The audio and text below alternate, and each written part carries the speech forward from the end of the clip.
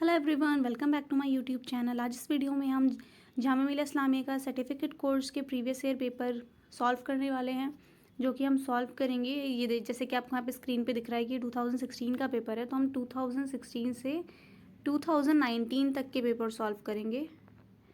2016 से 2019 तक के पेपर सॉल्व करेंगे ताकि आपको वो चीज़ हेल्प करे और आपको आइडिया हो जाए कि एग्ज़ाम में क्वेश्चंस किस टाइप के पूछे जाते हैं। पहले क्या होता था सर्टिफिकेट कोर्स में कि French, Italian language, Portuguese language, Russian language और स्पेनिश लैंग्वेज का एक ही पेपर होता था 100 मार्क्स का। टोटल कितने मार्क्स होते थे आपको यहाँ पे एवरेज मार्क्स भी दिख रहे होंगे। 100 मार्क्स का टोटल पेपर होता था। और सब्जेक्टिव पार्ट कुछ नहीं होता था। इन सारी लैंग्वेज आपकी प्रेफरेंस के अकॉर्डिंग इन सारी लैंग्वेज में आपका एडमिशन हुआ करता था। लेकिन इस बार क्या है, इस बार जैसा नोटिस आया था उस नोटिस के अकॉर्डिंग आपको सेपरेट फॉर्म फिल करना है। फ्रेंच का, इटालियन लैंग्वेज का, पोर्तुगीज़ का, रशियन, स्पेनिश, आपको जिस भी लैंग्वेज में इंटरेस्ट है आप उस लैंग्वेज का फॉर्म फिल करेंगे और उसका पेपर आपका अलग ही होगा, सेपरेट। जैसे पहले एक साथ होता था वैसे इस बार नहीं होगा। तो अभी एज सच कुछ कह नहीं सकते कि सब्जेक्टिव पार्ट होगा या नहीं होगा, बट अभी जैसे कि बी ऑनर्स में आए हैं फ्रेंच लैंग्वेज और स्पेनिश लैंग्वेज आई है बी ऑनर्स में। तो जब ऑनर्स का सिलेबस आप देखेंगे एंट्रेंस एग्ज़ाम का, तो वहाँ कहीं भी मेंशन नहीं था कि सब्जेक्टिव पार्ट पूछा जाएगा। वहाँ यही था कि टोटल 100 मार्क्स का पेपर होगा आपका। बट एग्ज़ाम डे वाले दिन जो एग्ज़ाम आया था वो कैसे आया था, 40 मार्क्स के एमसीक्यू थे। जो भी एग्जामिनर ने एग्ज़ाम सेट करा था जेएमआई के, उन्होंने क्या करा, 40 मार्क्स के एमसीक्यू दे दिया और 60 मार्क्स का सब्जेक्टिव दे दिया। क्या दे दिया? 60 मार्क्स का सब्जेक्टिव पार्ट दे दिया। एज सच ना ही आपके एमसीक्यू ज़्यादा टफ थे और ना ही आपका सब्जेक्टिव ज़्यादा टफ था, बिकॉज ऑफ कि ये कोर्सेज अभी लॉन्च हुए हैं और जिस साल जो भी चेंजेस किए जाते हैं उस ईयर उसका जो लेवल होता है वो बिल्कुल ज़ीरो रखते हैं। उसका लेवल क्या होता है, बिल्कुल 0% होता है। अब नेक्स्ट ईयर से इन चीज़ों में कंपटीशन ज़्यादा होगा तो इस हिसाब से लेवल भी टफ होता चला जाएगा। बट अभी अगर सर्टिफिकेट में जैसे पहले क्या होता था 100 मार्क्स का क्वेश्चन पेपर आता था, अगर इस ईयर सब इसमें सर्टिफिकेट कोर्स में स्टार्ट करा जाएगा सब्जेक्टिव पार्ट, तो इस ईयर भी आप लोगों के लिए भी ये चीज़ 0% होगी। मतलब जो लेवल होगा वो सब्जेक्टिव का वो 0% का लेवल होगा। तो अभी वो चीज़ तो कंफर्म तभी होगी जब सिलेबस आउट होगा। बट जैसा कि एग्ज़ाम में मैं आपको बता रही हूँ कि बी ऑनर्स में ऑनर्स का जो पेपर हुआ था फ्रेंच लैंग्वेज का और स्पेनिश लैंग्वेज का, तो वहाँ कुछ मेंशन ऐसा था नहीं, बट फिर भी सब्जेक्टिव पार्ट दिया गया था। तो आप पूरी तैयारी करके जाइएगा ताकि आप लोगों को कोई दिक्कत ना हो, क्योंकि जो सब्जेक्टिव पार्ट आया था वो काफ़ी इजी आया था। 20 मार्क्स में एक क्वेश्चन लिखने के लिए दिया गया था, 20 मार्क्स का इंग्लिश का एक पैराग्राफ था और 20 मार्क्स में रीजनिंग थी। तो ये ओवरऑल ऐसे करके 60 मार्क्स कवर करे गए थे सब्जेक्टिव पार्ट के, और ये सब कुछ बहुत ईजी था। तो इसमें कोई टेंशन वाली बात नहीं है। और एमसीक्यू भी कुछ टफ थे नहीं, एमसीक्यू भी ईजी ही थे। यहाँ पर चैनल को अब तक सब्सक्राइब नहीं करा है तो चैनल को सब्सक्राइब कर दें, बेल आइकन पर प्रेस कर दें ताकि आपको हर वीडियो का अपडेट अप टू डेट मिलता रहे। इंस्टाग्राम पर भी फॉलो करें, मिर्ज़ा स्टडी पॉइंट के नाम से इंस्टाग्राम पे भी आपको मिल जाएगा। और हम वीडियो कैसे कवर करेंगे, 100 क्वेश्चन है इसमें, तो हम 50 क्वेश्चन पार्ट 1 में करेंगे कवर और 50 क्वेश्चन पार्ट 2 में करेंगे। इस तरीके से पूरे आपके 100 क्वेश्चन कवर हो जाएंगे पार्ट 1 और 2 में। क्योंकि अगर पार्ट 1 में ही सिर्फ सारे क्वेश्चंस करा दूंगी मैं 100, तो वो वीडियो बहुत ज़्यादा लंबी हो जाएगी और फिर इतनी लंबी वीडियो देखने का मन भी नहीं करता है। तो इसीलिए 50-50 क्वेश्चन करके रेशो डिवाइड करा है मैंने, ताकि आप लोगों को बिल्कुल भी प्रॉब्लम ना हो वीडियो देखने में भी और इंटरेस्ट भी आप लोगों का बना रहे। तो चैनल को सब्सक्राइब नहीं करें तो सब्सक्राइब कर लें, बेल आइकन पर प्रेस कर दें। वीडियो स्टार्ट करते हैं। और यहाँ पर आपकी इंस्ट्रक्शंस दी गए हैं। यहाँ पे आपका जो पहले एग्ज़ाम आता था वो कैसे आता था, ये 3 सेक्शंस में आता था आपका exam, part A, part B and part C. उसमें आता था आपका पार्ट्स में पेपर। पर अभी देखते हैं कैसा आएगा। और ये इंस्ट्रक्शंस तो आप लोग जहाँ में इंटरनल है तो आपको अच्छी तरह पता ही होगा ये सारी इंस्ट्रक्शन कि एग्ज़ाम डे वाले दिन क्या क्या लेके जाना है, या जो भी इंस्ट्रक्शंस होती हैं वो एज सच आपके लिए इतनी इंपॉर्टेंट नहीं है, बिकॉज ऑफ कि आप ग्रेजुएशन या मास्टर्स के स्टूडेंट तो आपको इतनी नॉलेज तो होती है। पार्ट ए का क्वेश्चन नंबर 1 देखते हैं। Who receive Dronacharya award. Dronacharya award कौन सी फील्ड में दिया जाता है? द्रोणाचार्य अवार्ड जो दिया जाता है वो दिया जाता है स्पोर्ट्स कोचिस को। D is the right answer, sports coaches को दिया जाता है द्रोणाचार्य अवार्ड।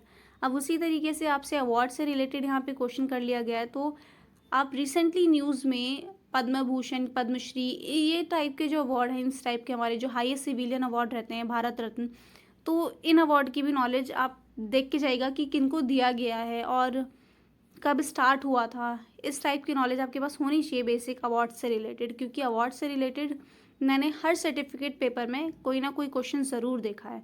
तो यहाँ पर पूछा गया द्रोणाचार्य अवार्ड के बारे में, तो द्रोणाचार्य अवार्ड किसे दिया जाता है? स्पोर्ट्स कोचेस को दिया जाता है। और इसी तरीके से जैसे हम पेपर सॉल्व करेंगे तो आपको 2016 से 19 तक में इतना अंदाज़ा हो जाएगा कि आपका पेपर कैसे आएगा। तो अगर आपने फ्रेंच लैंग्वेज के लिए भरा है या फिर इटालियन लैंग्वेज के लिए भरा है, तो आप इन क्वेश्चन पेपर से उन पे ज़्यादा इंपॉर्टेंस दीजिएगा, उन क्वेश्चंस को जिस लैंग्वेज में आप ज़्यादा इंटरेस्टेड हैं, क्योंकि यहाँ पर तो सारी लैंग्वेजेस का कॉम्बिनेशन सेट कर रखा है इन लोगों ने, क्योंकि एक ही साथ पहले पेपर होता था। तो अब इस बार ऐसा नहीं है, तो आप जो आपसे रिलेटेड, आपके एग्जाम से रिलेटेड क्वेश्चन ज़्यादा इंपॉर्टेंट होंगे, आप उनको ज़्यादा इंपॉर्टेंस दीजिएगा। Next question is what is La Francophonie? La Francophonie जो टर्म है ये क्या है? तो right answer is A. La Francophonie क्या है? An organisation of country where French is an official language. जिस भी ऑर्गेनाइजेशन की ला फ्रेंकोफोनी टर्म किसके लिए यूज हो जाती है? क्या ये ला फ्रेंकोफोनी? ये है एक organisation of a country, country की ऑर्गेनाइजेशन है जहाँ की फ्रेंच जो है वो ऑफिशियल लैंग्वेज, उस ऑर्गेनाइजेशन की ऑफिशियल लैंग्वेज कौन सी है? फ्रेंच ऑफिशियल लैंग्वेज है। तो उसके लिए क्या टर्म यूज़ कराया गया है यहाँ पे? La Francophonie. That means an organisation of a country where French is an official language. अगर आप फ्रेंच लैंग्वेज में इंटरेस्टेड हैं तो ये आपके लिए इंपॉर्टेंट क्वेश्चन हो गया बहुत ज़्यादा। और जो बेसिक स्टैटिक क्वेश्चन है जो हमारे इंडिया से रिलेटेड हैं वो हर किसी के लिए इंपॉर्टेंट होगी। आप जो भी एग्ज़ाम देने जा रहे हैं उस एग्ज़ाम से रिलेटेड आपको, अगर आपने फ्रेंच लैंग्वेज में फिल करा है या इटालियन लैंग्वेज में या स्पेनिश लैंग्वेज में, तो आपको उस कंट्री से रिलेटेड नॉलेज होनी चाहिए। फेमस प्लेस कौन सी है, या उनका थोड़ा सा हिस्ट्री बैकग्राउंड क्या रहा है, या करंट प्रेसिडेंट कौन है, करंट प्राइम मिनिस्टर कौन है, न्यूज़ में रिसेंटली इंडिया और उनके रिलेशनशिप कैसे रहे हैं। तो थोड़ा बहुत करंट अफेयर पे भी ध्यान देकर जाइएगा। Next question is who wrote the famous book the name of the rose? किसने लिखी है ये book the name of the rose? तो ये लिखी है हमारे अम्बर्टो इको ने। Is the right answer. Umberto Eco, the famous book the name of the rose is written by Umberto Eco. Is the right answer. Next question is what is the most populated country in South America? Populated country पूछी गई, that means कि यहाँ पे south America में कौन सी ऐसी country है south America की जहाँ सबसे ज़्यादा पॉपुलेशन है? तो वो कौन सी कंट्री है? वो है Brazil. Is the right answer. South America की ब्राज़ील में सबसे ज़्यादा पॉपुलेशन है। Is the right answer. South America के ब्राज़ील में सबसे ज़्यादा पॉपुलेशन है, तो इज द राइट आंसर। इस चीज़ को याद रखिएगा। Next question is who was the first leader of the USSR? First leader कौन रहे यूएसएसआर की? वो थे हमारे Vladimir Lenin. D is the right answer. Vladimir Lenin is the right answer. USSR के फर्स्ट लीडर रहे ये। और ये फर्स्ट लीडर कब बने थे यूएसएसआर के? 6 जुलाई 1923 को, 1923 को ये बने थे Vladimir Lenin, and he was the first leader of the USSR. अब यहाँ पे यूएसएसआर की फुल फॉर्म अगर आपको नहीं पता है तो ये भी देख लीजिए। यूएसएसआर की फुल फॉर्म क्या है? यूएसएसआर की फुल फॉर्म क्या है? यूएसएसआर की फुल फॉर्म है हमारी union of Soviet socialist Republic. Union of Soviet socialist and Republic. आपने सोवियत यूनियन सुना ही होगा, तो इसकी फुल फॉर्म यही है, union of Soviet socialist Republic. तो यूएसएसआर की फुल फॉर्म क्या है आपकी? यूएसएसआर, यू से यूनियन, एस से सोविएट, एस से ये दूसरे वाले एस से सोशलिस्ट और आर से Republic. Union of Soviet socialist Republic, USSR. Next question is what was the dilator who ruled Spain for 40 years? कौन थे डायलेटर जिन्होंने रूल करा स्पेन पर 40 ईयर्स? तो वो कौन थे हमारे? Franco, B is the right answer. इनका पूरा नाम क्या था? इनका पूरा नाम था फ्रांसिस्को फ्रैंको। इनका पूरा नाम था फ्रांसिस्को फ्रैंको। पूरा नाम क्या था इनका? Francisco Franco. यहाँ पे सिर्फ फ्रैंको दिया हुआ है, इनका पूरा नाम था फ्रांसिस्को फ्रैंको। और इन्होंने रूल करा था स्पेन पर 40 ईयर्स। कितने ईयर? 40 साल इन्होंने स्पेन पे रूल करा था। तो यहाँ पर B is the right answer. इस क्वेश्चन के अकॉर्डिंग क्या राइट आंसर हुआ? B is the right answer. अगर आपने स्पेनिश लैंग्वेज में फिल करा है तो ये आपके लिए इंपॉर्टेंट क्वेश्चन है। और यूएसएसआर वाला जो ये क्वेश्चन है ये हर किसी के लिए इंपॉर्टेंट क्वेश्चन है, ठीक है, क्योंकि जो ये ऑर्गेनाइजेशन होती हैं और यूएसएसआर से रिलेटेड क्वेश्चन काफ़ी पूछ लेते हैं, वो भी हर एग्ज़ाम में पूछ लेते हैं। तो नेक्स्ट क्वेश्चन देखते हैं। Who was popularly called Deshbandhu? Deshbandhu popular किनको पॉपुलरली जाना जाता था देशबंधु के नाम से? तो वो कौन थे? हमारे CR दास। B is the right answer. Delhi में देशबंधु कॉलेज भी एक DU का, उससे भी आप याद रख सकते हैं कि किनका टाइटल था ये? CR दास जी का टाइटल था देशबंधु। इनको पॉपुलरली इस नाम से भी जाना जाता था, CR दास जी को देशबंधु के नाम से। इनकी जो CR की फुल फॉर्म है वो क्या है? चित्तरंजन दास। चित्तरंजन दास इनकी जो नाम की फुल फॉर्म है। CR की जो फुल फॉर्म है वो है चित्तरंजन, और दास का दास ही है। चित्तरंजन दास, CR दास, इनका पूरा नाम ये था। तो Deshbandhu, CR Das was popularly called Deshbandhu. B is the right answer. Next question is what is the name of the current French president? अब मैंने जैसा कि आपको बोला कि आप किसी भी लैंग्वेज का एग्जाम देने जा रहे हैं तो उस कंट्री के प्रेसिडेंट या प्राइम मिनिस्टर, इनसे रिलेटेड आप ज़रूर देख के जाइएगा कि उस टाइम पे करंट कौन है।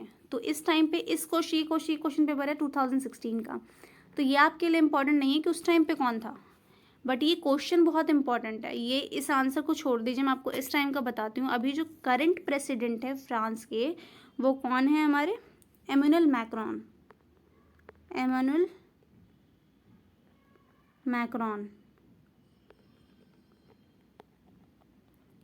मैक्रॉन, ये इजीली याद रखा जा सकता है। अगर एमेनुअल याद नहीं हो रहा तो आप मैक्रोनी से मैक्रॉन भी याद रख सकते हैं। ये हैं हमारे फ्रांस के अभी के जो करंट प्रेसिडेंट हैं, ये हैं फ्रांस के। कौन है करंट प्रेसिडेंट? एमेनुअल मैक्रॉन है करंट प्रेसिडेंट। और ये क्वेश्चन आपके लिए बहुत इंपॉर्टेंट हो जाता है, तो इसे याद रखिएगा। Emmanuel Macron is the current president of France. Next question is which of the following is an Italian food? अब थोड़ी बहुत उनकी फूड से भी आपको थोड़ी बहुत नॉलेज उनके फूड की भी होनी चाहिए, जो भी लैंग्वेज आप देने जा रहे हैं। तो ऐसी बात सच गूगल पे थोड़ा बहुत सर्च कर लीजिएगा कि वहाँ का फूड कौन कौन सा है। जैसे कि इस क्वेश्चन में पूछा गया है कि which of the following is an Italian food? Given options में से कौन सा इटालियन फूड है? तो right answer is C, pizza जो है वो एक इटालियन फूड है। तो थोड़ी बहुत नॉलेज गूगल सर्च कर लीजिएगा, जो भी लैंग्वेज आप देने जा रहे हैं, French language, Italian, Russian, Spanish, Portuguese, Uzbekistan language, कोई भी लैंग्वेज देने जा रहे हैं आप एंट्रेंस एग्ज़ाम उसका, तो उसके फूड की भी थोड़ी बहुत नॉलेज आपके पास होनी चाहिए। तो यहाँ पर इटालियन फूड के बारे में पूछा गया, तो इटालियन फूड कौन सा है? पिज़्ज़ा। तो C is the right answer. Next question is which is the longest bridge in Europe? Longest bridge कौन सा है यूरोप में? वो है हमारा Vasco da Gama bridge. B is the right answer. Vasco da Gama bridge जो है वो लॉन्गेस्ट ब्रिज है यूरोप का, और इसकी ये कितने मीटर का है? ये है 12,345 मीटर लॉन्ग है। ये 12,345 मीटर लॉन्ग है ये ब्रिज, और इस ब्रिज का नाम क्या है? Vasco da Gama bridge. B is the right answer. ये लॉन्गेस्ट ब्रिज है यूरोप का। Next question is what is Russia? यहाँ पे जो पूछा जा रहा है व्हाट इज़ रशिया, यहाँ पर जो बात की जा रही है वो उसकी डेमोक्रेसी के बारे में बात की जा रही है। तो Russia is a Commonwealth. C is the right answer. A Commonwealth is the right answer. कभी भी रशिया में मोनार्की नहीं रही है, ये चीज़ याद रखिएगा। रशिया जो है वो एक कॉमनवेल्थ है। C is the right answer हो गया यहाँ पर। और जो रशियन लैंग्वेज के लिए एंट्रेंस देने जा रहे हैं उनके लिए ये भी इम्पॉर्टेंट है उनके लिए। और डेमोक्रेसी, जैसे यहाँ पे डेमोक्रेसी से रिलेटेड आपको एक क्वेश्चन दिख गया, तो आप जो भी लैंग्वेज देने जा रहे हैं तो उसका थोड़ा विकिपीडिया पढ़ के जाइएगा। आप वहाँ का कल्चर के बारे में थोड़ा सा पढ़ लीजिएगा, क्योंकि कुछ नहीं पता अगर सब्जेक्टिव में ऐसा कल्चर से रिलेटेड क्वेश्चन दे दिया है कुछ भी ऐसा, तो आपको नॉलेज होनी चाहिए उस चीज़ की। Next question is in which city can you in which city can you visit the Sagrada Familia church. Sagrada Familia church कौन सी सिटी में आप विजिट कर सकते हैं सैग्रेडा फैमिलिया चर्च को? तो वो है Barcelona. C is the right answer, Barcelona. Barcelona कहाँ है? स्पेन में। स्पेन में है। कहाँ है बार्सिलोना? बार्सिलोना है स्पेन में। और सैग्रेडा फैमिलिया चर्च जो है वो है एक रोमन कैथोलिक चर्च। कौन सा चर्च है? Roman Catholic church. Roman Catholic church, ये एक रोमन कैथोलिक चर्च है और इसका नाम क्या है? सैग्रेडा फैमिलिया चर्च। और ये कहाँ पर है? बार्सिलोना में है। और बार्सिलोना कहाँ है? स्पेन में है। सो यहाँ पर बार्सिलोना बिल्कुल राइट आंसर है आपके लिए। सी इज़ द राइट आंसर है। तो मैंने आपको जैसे कि स्टार्टिंग में ही बताया था कि आप जिस भी लैंग्वेज का एग्ज़ाम देने जा रहे हैं तो वहाँ के फेमस जो मॉन्यूमेंट्स हैं उनके बारे में भी थोड़ा बहुत पढ़ लीजिएगा। अब जैसे कि यहाँ पे स्पेन के स्पेनिश लैंग्वेज के लिए अगर कोई देने जा रहा है तो स्पेन का ये फेमस चर्च है सैग्रेडा फैमिलिया चर्च, ये बार्सिलोना में है। तो ये इंपॉर्टेंट हो गया, तो उन्होंने क्वेश्चन बना के पूछ लिया। तो उसी तरह जो भी फेमस मॉन्यूमेंट्स हैं वो काफ़ी इंपॉर्टेंट हो जाते हैं आपके एग्जाम पॉइंट ऑफ व्यू से, तो उसे ज़रूर पढ़ लीजिएगा। Next question is where is Kaziranga national park in India. India में काजीरंगा नेशनल पार्क कहाँ है? तो वो कहाँ है? वो है असम में। नेशनल पार्क पूछ लिया गया है यहाँ पे, तो ये भी याद रखिएगा क्योंकि प्रीवियस ईयर पेपर्स आपके लिए यही हेल्पफुल रहते हैं कि कुछ क्वेश्चंस रिपीट हो जाते हैं। तो जो इंडिया से रिलेटेड है तो वो तो आप कोई भी लैंग्वेज के एग्जाम देने जा रहे हैं, जो भी क्वेश्चन इंडिया के एनवायरनमेंट से रिलेटेड है वो आपके लिए इंपॉर्टेंट हो जाता है। इंडियन हिस्ट्री से या पॉलिटी से कुछ भी दिया गया है तो वो तो हर एग्जाम के लिए इंपॉर्टेंट होता है। तो यहाँ पे पूछा गया काजीरंगा नेशनल पार्क कहाँ लोकेटेड है, तो ये वाला नेशनल पार्क जो है वो असम में लोकेटेड है। D is the right answer. Kaziranga national park is located in Assam. D is the right answer. Next question is who was Charles de Gaulle. यहाँ पे ये ओ नहीं है, एक्चुअल में ये है गुले, GAULLE। ये कौन थे? यहाँ पे पूछा गया कौन है ये, हु वॉज चार्ल्स डी गुले। तो ये कौन है? ये है जनरल। और ये साथ ही साथ कौन है? Former president. फॉर्मर प्रेसिडेंट कहाँ के? फ्रांस के। फ्रेंच लैंग्वेज के लिए बहुत इंपॉर्टेंट हो जाती है फिर ये चीज़, क्योंकि ये फॉर्मर प्रेसिडेंट भी रह चुके हैं और ये आर्मी के जनरल भी रह चुके हैं। इनका नाम क्या है? चार्ल्स डी गुले। तो इस क्वेश्चन के अकॉर्डिंग यहाँ पे पूछा जा रहा है कि ये जनरल थे, किंग थे, म्यूजिशियन थे या फुटबॉलर थे। तो ये कौन थे? ये थे general. Charles de Gaulle is the right answer. ये कौन थे? जनरल थे। Next question is where is leaning tower located. Leaning tower कहाँ लोकेटेड है? तो right answer is D. Leaning tower located है पिसा में। और पिसा कहाँ पर है? पिसा कहाँ पर है? पिसा है इटली में। कहाँ पर है? इटली में है पिसा। ये याद रखिएगा। तो अगर आप इटालियन लैंग्वेज के लिए देने जा रहे हैं तो आपके लिए ये इंपॉर्टेंट हो गया, क्योंकि ये वहाँ के एक मॉन्यूमेंट के बारे में पूछा जा रहा है कि लीनिंग टावर कहाँ लोकेटेड है। वो है पिसा में और पिसा है इटली में।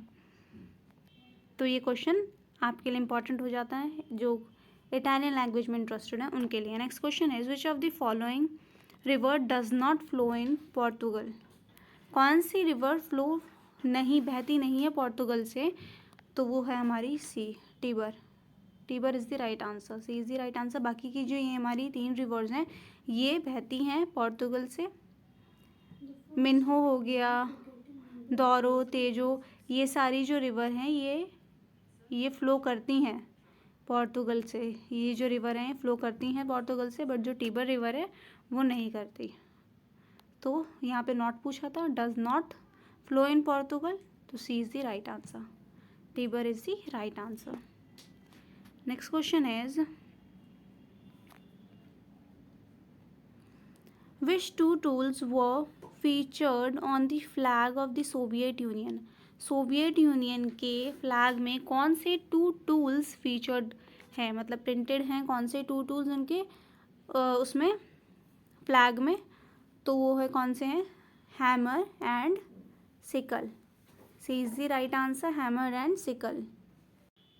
Hammer and sickle, C is the right answer. ये जो हैं ये टूल्स फीचर्ड हैं कहाँ पर, फ्लैग में, सोवियत यूनियन के फ्लैग में ये फीचर्ड हैं, hammer and sickle. Next question is where is Spain, Spain कहाँ है? So right answer is D, south of France and east of Portugal. France के साउथ में है और ईस्ट में है पोर्तुगल के। स्पेन, स्पेन कहाँ पर है? साउथ में है फ्रांस के एंड ईस्ट में है पोर्तुगल के। तो यहाँ से ये मैप की डायरेक्शन भी पूछ ली आपसे कि ये असल में पेपर सब साथ में आता था पहले, तो इसीलिए इन लोगों ने फ्रांस और पोर्तुगल ये सारी आसपास में हैं, ये सारी कंट्रीज़ अगर आप मैप देखेंगे तो इसीलिए इन लोगों ने पूछा है।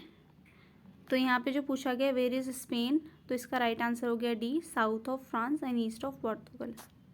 Next question is who of the following prime minister of India died in Tashkent. कौन से इंडियन प्राइम मिनिस्टर जो हैं उनकी डेथ हुई है ताशकंद में? तो वो थे हमारे Lal Bahadur Shastri. A is the right answer. Tashkent treaty के लिए गए थे ताशकंद, और उसी ट्रीटी के दौरान, उसी दौरे के उसमें प्राइम मिनिस्टर लाल बहादुर शास्त्री की डेथ हो गई थी ताशकंद में। ताशकंद में इनकी डेथ हुई थी। किनकी हुई थी? लाल बहादुर शास्त्री की डेथ हुई थी। ये हमारे सेकंड प्राइम मिनिस्टर रहे थे लाल बहादुर शास्त्री जी, और इनकी डेथ हुई थी ताशकंद में।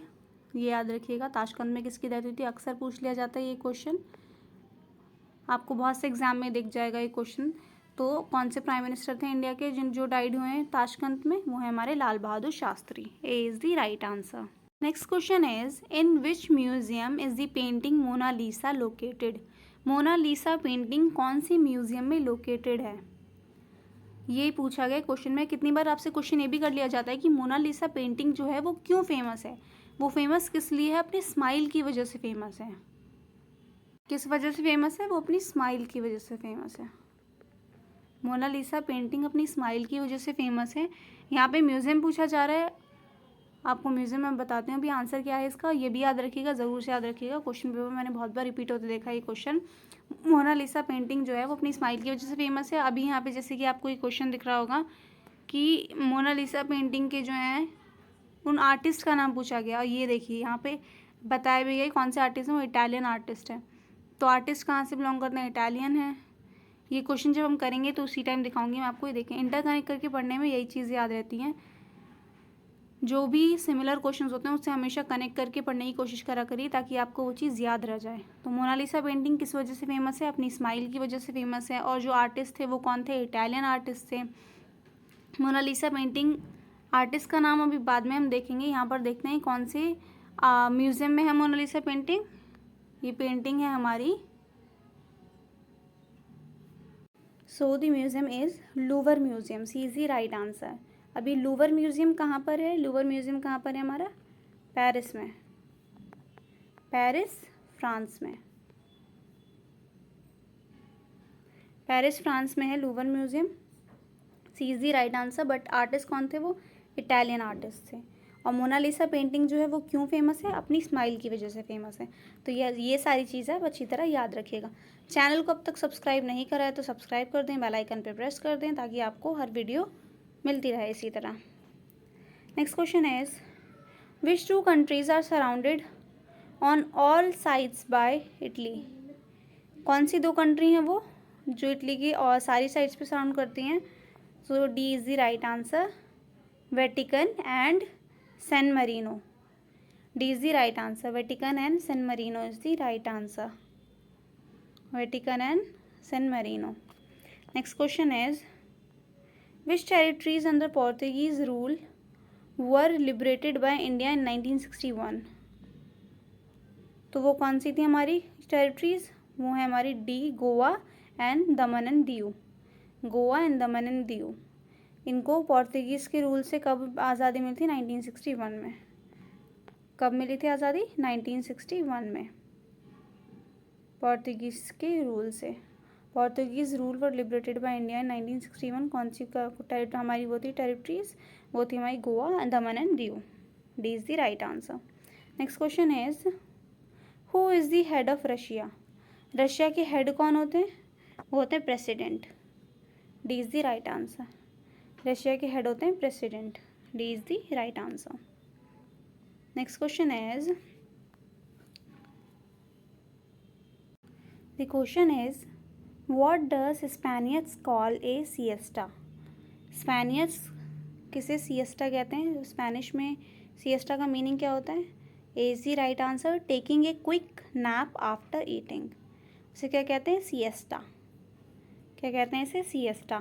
स्पेनिश में क्या कहते हैं? सिएस्टा। और किसे कहते हैं? सिएस्टा का मीनिंग क्या हुआ? Taking a quick nap after eating. A is the right answer, taking a quick nap after eating. Next question is what is AltaVista. AltaVista क्या है? B is the right answer, AltaVista is a search engine. AltaVista क्या है? एक search engine है। Next question is, questions आपके static के हैं तो आपको मैं यूं ही समझा रही हूँ अभी, ताकि आपको रीजनिंग अच्छे से समझा सकूँ, क्योंकि रीजनिंग समझाने में थोड़ा टाइम लगेगा और इसके बाद रीजनिंग का ही सेक्शन स्टार्ट होगा। सो इसीलिए इसको ऐसे करते हैं हम, और कोशिश करेंगे आगे से और अच्छे से करने की हर चीज़ को। स्टैटिक, बाकी स्टैटिक चैनल पर भी स्टार्ट होगा, आपके एग्ज़ाम से पहले स्टार्ट करने की कोशिश करूँगी उसे, ताकि आपको उस चीज़ से हेल्प मिल सके और आप एग्ज़ाम में वहाँ से पढ़ के जा सकें। तो चैनल को अब तक सब्सक्राइब नहीं करा है तो सब्सक्राइब कर दें, बेल आइकन पर प्रेस कर दें, ताकि आपको हर अपडेट मिलती रहे। Next question is what was the Bastille. It right answer is B, Bastille is A, Bastille was the prison, Bastille was the prison is the right answer. Prison was the bestel. B is the right answer. Next question is which Italian artist painted the Mona Lisa? कौन से Italian artist ने Mona Lisa की painting paint करी थी? अभी मैंने आपको जब मोनालिसा की पेंटिंग के बारे में पढ़ा रही थी, मैंने तभी आपको बोला था इस बारे में भी हम पढ़ेंगे, ताकि आपको हर चीज़ याद रहे। और मोनालिसा की पेंटिंग बहुत ज़्यादा फेमस है, तो इससे रिलेटेड क्वेश्चन ज़रूर आते हैं। तो मोनालिसा की पेंटेड एक इटालियन आर्टिस्ट थे, उनका नाम क्या था? यहाँ पे पूछा गया नेम क्या है इटालियन आर्टिस्ट का, तो उनका नेम है Leonardo da Vinci. C is the right answer. Leonardo da Vinci is the right answer, C is the right answer. ये इटालियन आर्टिस्ट थे, इन्होंने मोनालिसा की पेंटिंग पेंट करी। और मोनालिसा की पेंटेड कौन से म्यूज़ियम है? लोवर म्यूज़ियम में मोनालिसा की पेंटिंग है, और ये कहाँ पर है? फ्रांस, पेरिस में लोकेटेड है। Next question is which of the following was not a Portuguese colony. So right answer is स्नेगल, A is the right answer. Portuguese colony कौन सी नहीं रही थी? ये सारी जो भी आपको दिख रही हैं ऑप्शंस में, एंग्लो, केप वर्डी, मोजाम्बिक, ये सारी जो हैं ये अफ्रीकन कंट्रीज़ हैं। इन सारी जो कंट्रीज़ हैं अफ्रीकन, यहाँ पर पोर्तुगीज़ ने रूल करा है, बट कौन सी कहाँ पर इसकी कॉलोनी नहीं रही है? वो थी हमारी Senegal. A is the right answer. Senegal was not a Portuguese colony. A is the right answer. Next question is what is the heritage. Heritage क्या है? So B is the right answer, a museum. Heritage क्या है? A museum है। Next question is what colours are on the Spanish flag. Spanish flag में कौन कौन से colours हैं? So right answer is B, B is the right answer. Red and yellow. Spanish flag में कौन कौन से कलर है? कौन से दो कलर हैं? वो है हमारा red and yellow. B is the right answer. अब जैसे यहाँ पे फ्लैग से रिलेटेड क्वेश्चन आ गया, तो आप कोई भी लैंग्वेज, जो भी लैंग्वेज आपने चूज़ करी है, उसका फ्लैग, कंट्री की नॉलेज, प्रेसिडेंट, प्राइम मिनिस्टर, थोड़ा सा स्टैटिक, और वहाँ के famous monument, river, highest and longest bridge, इस टाइप के क्वेश्चन ज़रूर करके जाएं। वहाँ उस कंट्री की नॉलेज होना आपको ज़्यादा ज़रूरी है, और थोड़ी बहुत नॉलेज आपको इंडिया की भी होनी चाहिए, इंडियन हिस्ट्री और पॉलिटी वगैरह की, क्योंकि आपको एक दो क्वेश्चन देखने को मिल ही रहे होंगे थोड़े बहुत। वो ज़्यादा क्वेश्चंस नहीं है इंडिया से रिलेटेड, क्योंकि ये लैंग्वेज का पेपर है, तो आपको उस जगह की ज़्यादा नॉलेज होनी चाहिए जहाँ का आप पेपर देने जा रहे हैं। जो भी लैंग्वेज आपने चुनी है, जिस भी लैंग्वेज में आपको इंटरेस्ट है, तो आपको उस लैंग्वेज की जो कंट्री है उसकी नॉलेज होना ज़्यादा ज़रूरी है। तो इसका मतलब ये नहीं है कि आप इंडियन स्टैटिक स्किप कर दें, आप उस पर भी उन क्वेश्चंस को भी पढ़ के जाइएगा। अगर एमसीक्यू फॉर्म में आपको कहीं मिल रहे हैं वो क्वेश्चंस, तो उन क्वेश्चंस को थोड़ा देख लीजिएगा। बाकी आपको जो भी आप लैंग्वेज चूज़ करी आपने वो उसकी तो नॉलेज बिल्कुल मस्ट है, आपको होनी ही चाहिए ताकि आपको एग्ज़ाम क्रैक हो सके। अभी तक चैनल को सब्सक्राइब नहीं करा है तो सब्सक्राइब कर दें, बेल आइकन पे प्रेस कर दें। Next question is where is चार मीनार सिचुएटेड इन इंडिया। देखिए अब यहाँ पे इंडियन मॉन्यूमेंट पूछ लिया है कि चार मीनार कहाँ पर सिचुएटेड है इंडिया में, तो वो कहाँ पर है, हैदराबाद में। D is the right answer. Hyderabad में बहुत फेमस है हैदराबाद का क्या, चार मीनार। चार मीनार situated in Hyderabad. D is the right answer. Next question is which country occupied France during world war second. So right answer is C, Germany is the right answer. Next question is what is the predominant religion of Portugal. ये question थोड़ा blur है, अगर आपको लिखना चाहते हैं आप तो इस क्वेश्चन को लिख लीजिए। ये क्वेश्चन है what is the predominant religion of Portugal. तो पोर्तुगल का जो प्रीडोमिनेंट रिलीजन कौन सा है वो है Roman Catholic. C is the right answer. 80% जो है वहाँ की पॉपुलेशन, 81% सॉरी 81% जो पॉपुलेशन है वहाँ की कौन सी है, रोमन कैथोलिक है। रोमन कैथोलिक है पोर्तुगल की। C is the right answer. Predominant religion of Portugal is Roman Catholic. 81% वहाँ पे जो लोग हैं वो कौन से रिलीजन से वो करते हैं, क्रिश्चियनिटी से। और क्रिश्चियनिटी में भी जो सेक्ट्स होते हैं तो कौन सा सेक्ट है वो, Roman Catholic. Next question is which scientist wrote the first periodic table. कौन से साइंटिस्ट ने फर्स्ट पीरियोडिक टेबल बनाई थी, मेंडलीव ने बनाई थी। ये आपने 10th की साइंस में पढ़ा ही होगा। A is the right answer, Dmitri Mendeleev. Mendeleev is the right answer, A is the right answer. Mendeleev के नाम से आप इसे याद रख सकते हैं, इनका नाम था मेंडलीव। इन्होंने पीरियोडिक टेबल बनाई थी। फर्स्ट पीरियोडिक टेबल किसने बनाई थी, मेंडलीव ने। आपको 10th की साइंस में सबने ही पढ़ा होगा ये, अगर याद नहीं है कोई बात नहीं, अभी याद रख लीजिए।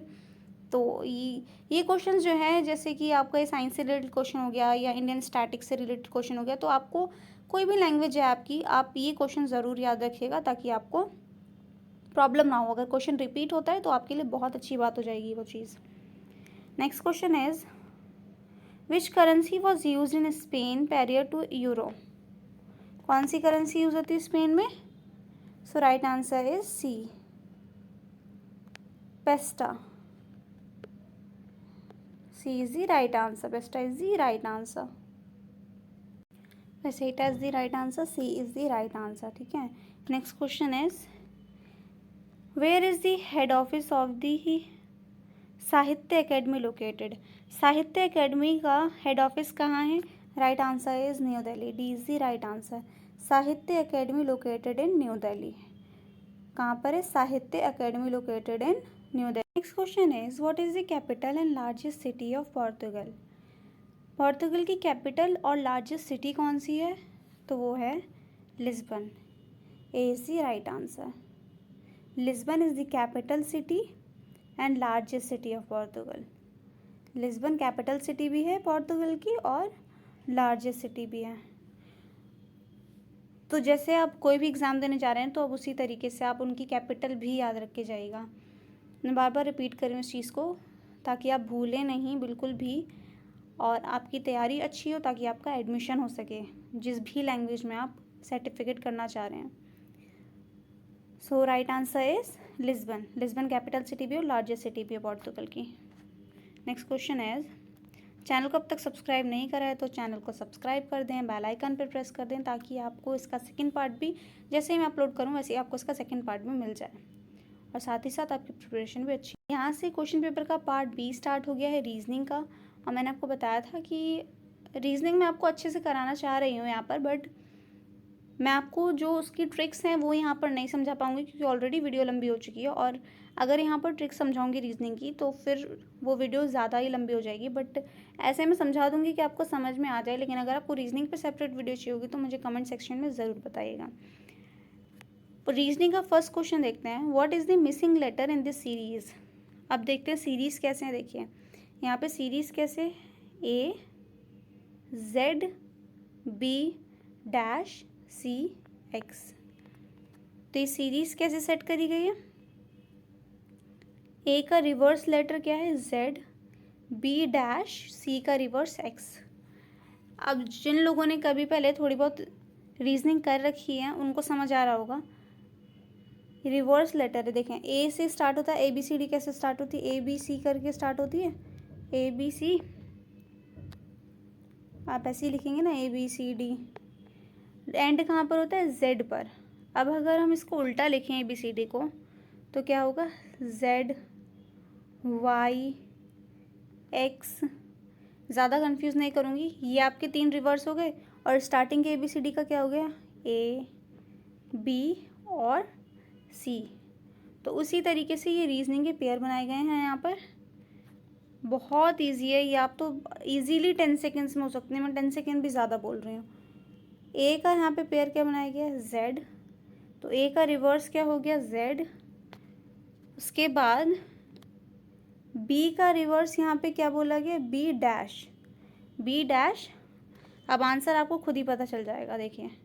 उसके बाद क्या है, C X, C का क्या लिखा गया यहाँ पे, C X। तो यहाँ पे आपको आसानी से समझ में आ रहा होगा कि B का क्या होगा, फिर B का होगा Y। तो यहाँ पे Y कौन सा ऑप्शन में है, B ऑप्शन में, तो Y यहाँ पे राइट आंसर हो गया। आई होप कि आपको ये सीरीज समझ में आई होगी कि रिवर्स लिया है AZ BY एंड CX। ए का रिवर्स Z, B का रिवर्स लेटर Y और C का रिवर्स लेटर X। तो यहाँ पर रिवर्स लेटर लिया गया है। सो राइट आंसर क्या होगा यहाँ पे, B is the right answer, Y is the right answer. जो यहाँ पे जो आपकी सीरीज़ है यहाँ पर Y आएगा, AZ BY और CX। आई होप कि आपको समझ आ रहा हो। नेक्स्ट क्वेश्चन क्या है, what is the missing letter in this series. अब इस सीरीज़ में मिसिंग लेटर पूछा गया है, ठीक है, तो ये भी ऐसे ही सॉल्व होगा। मैं आपको करके दिखाती हूँ, बहुत इजी क्वेश्चंस होते हैं ये वाले। आप क्वेश्चन पेपर पे एक काम करिएगा, ABCD लिख लीजिएगा, ताकि आपको, अगर आपको ABCD फॉर्म में याद नहीं है, उनके नंबर से याद नहीं है, रीजनिंग करने का यही तरीका होता है कि आपको पहले ABCD नंबर आने चाहिए, जैसे A1 B2 C3। तो अगर वैसे याद नहीं है तो ABCD लिख लीजिएगा, कोई टाइम नहीं लगता। क्वेश्चन पेपर फ़ौरन से ABCD लिख करके आप उसकी नंबरिंग करके +2 -2 कैसे है वो हो जाएगा। वो अगर डिटेल वीडियो अगर आपको चाहिए होगी तो मुझे ज़रूर बताइएगा, मैं आपको डिटेल वीडियो में अच्छे समझा दूंगी। यहाँ पर देखते हैं क्वेश्चन क्या है। यहाँ पर क्वेश्चन क्या है, F का पेयर क्या लगा रखा है, G। पहले मैं आपको यहाँ पे ABCD लिख देती हूँ ताकि आपको समझ में आए।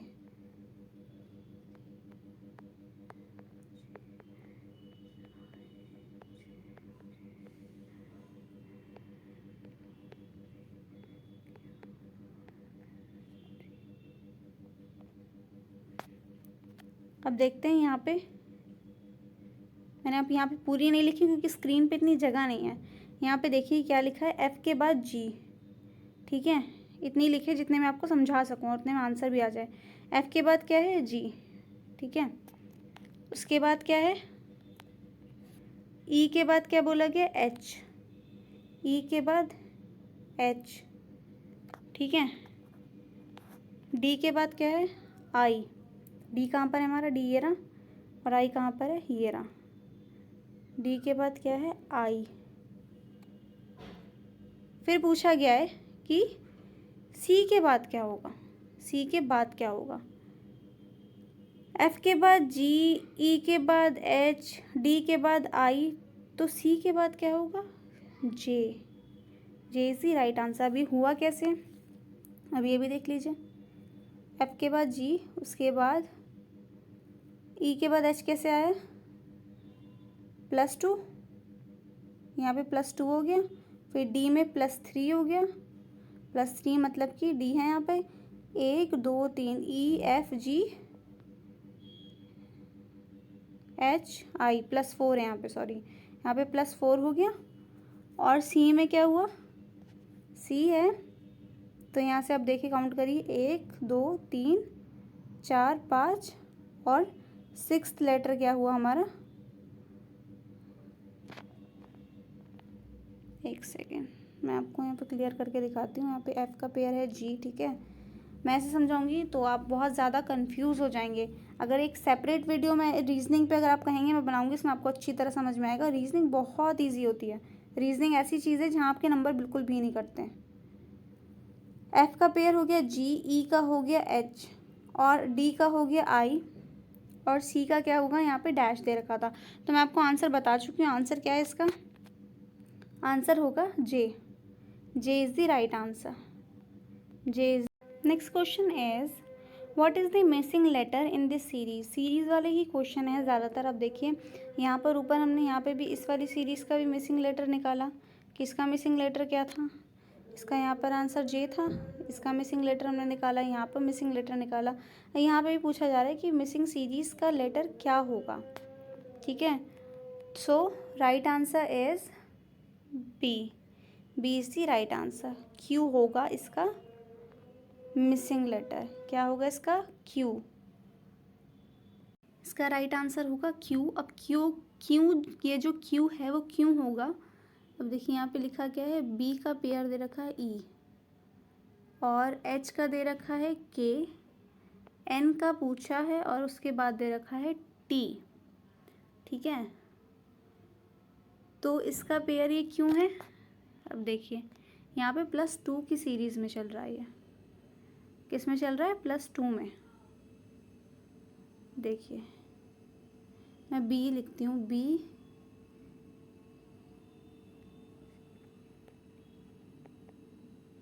ये आ गया यहाँ पर। ठीक है, उसके बाद एफ,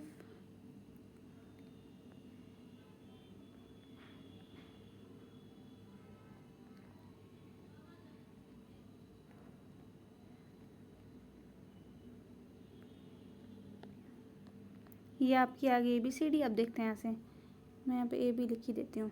देखिए यहाँ पे बी से स्टार्ट है सीरीज़, सी और डी +2, उसके बाद ई आ गया। ठीक है, ई आ गया यहाँ पे। उसके बाद एच दे रखा है, एच +2, आई और जे, फिर इसमें क्या सीरीज़ आ गई? के। ठीक है, उसके बाद क्या सीरीज़ में ले रखा है क्वेश्चन में क्या दे रखा है? एन, ओ और पी, मतलब +2। तो उस +2 दो के दो छोड़ने के बाद क्या आ रहा है? थर्ड अल्फ़ाबेट क्या आ रहा है? क्यू। तो आंसर क्या होगा? क्यू। और उसके बाद भी दो अल्फ़ाबेट छोड़ के क्या दे रखा है? टी। तो ये वाली जो पूरी सीरीज़ चल रही है किस में चल रही है? +2 के फॉर्म में चल रही है। तो रीजनिंग ऐसी ही सॉल्व होती है, ट्रिक्स एंड टेक्निक से सॉल्व होती है, और रीजनिंग करने में ज़्यादा टाइम नहीं लगता है। So right answer is Q. Q is the right answer. I hope कि आपको समझ में आ रहा होगा। बाकी जो रीजनिंग है वो मैं आपको, अगर आप चाहेंगे डिटेल वीडियो, तो मैं उसमें समझा दूंगी। चैनल को अब तक सब्सक्राइब नहीं करा है तो चैनल को सब्सक्राइब कर दें, बेल आइकन पर प्रेस कर दें। अगर मैं इतनी मेहनत करूँ तो आप लोग तो इतना कर ही सकते हैं। नेक्स्ट क्वेश्चन क्या है?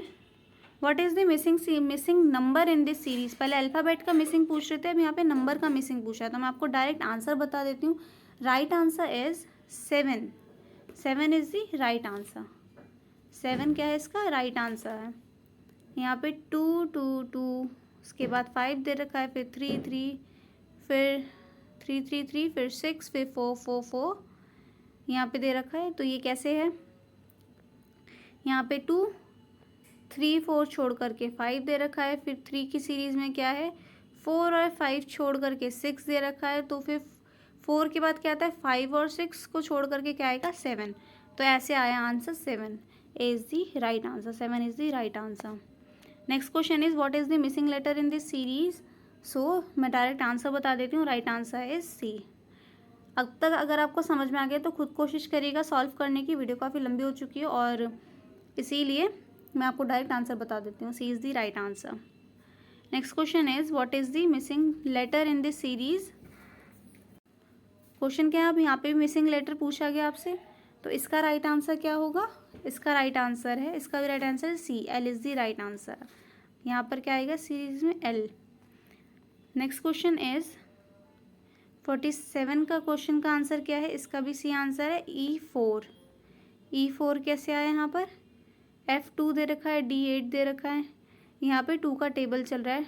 2 2 1 2, 2 2 4 होता है। ठीक है, 4 होता है। यहाँ पे अगर आप नंबर से देखेंगे उसे नंबर से भी वही आएगी सीरीज़, और यहाँ पे अल्फ़ाबेटिक। सो इसका राइट आंसर क्या है? E4 is the right answer. Next question देखते हैं। Look at this series 36 34 30 28 24 dash would the next number in this series. So the right answer is B, 22 is the right answer. Reasoning पे video चाहिए होगी तो मुझे ज़रूर बताइएगा। Channel को सब्सक्राइब नहीं करा है, सब्सक्राइब कर दें, बेल आइकन पर प्रेस कर दें। वीडियो कैसी लगी कमेंट सेक्शन में ज़रूर बताइए, और मोर अपडेट्स के लिए आपको चैनल सब्सक्राइब कर लीजिए ताकि आपको हर अप वीडियो मिलती रहे। इसका सेकंड पार्ट भी जब अपलोड हो तो आपको मिल जाए। यहाँ पे भी सीरीज़ पूछी गई, नेक्स्ट क्वेश्चन में यहाँ पे भी सीरीज़ पूछी गई है, तो इसका राइट आंसर क्या होगा? इसका राइट आंसर है 30।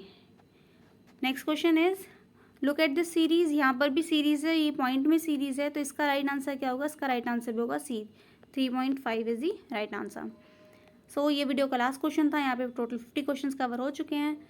चैनल को सब्सक्राइब नहीं करा तो सब्सक्राइब कर दें, बेल आइकन पर प्रेस कर दें। मिलते हैं नेक्स्ट वीडियो में, बाय बाय।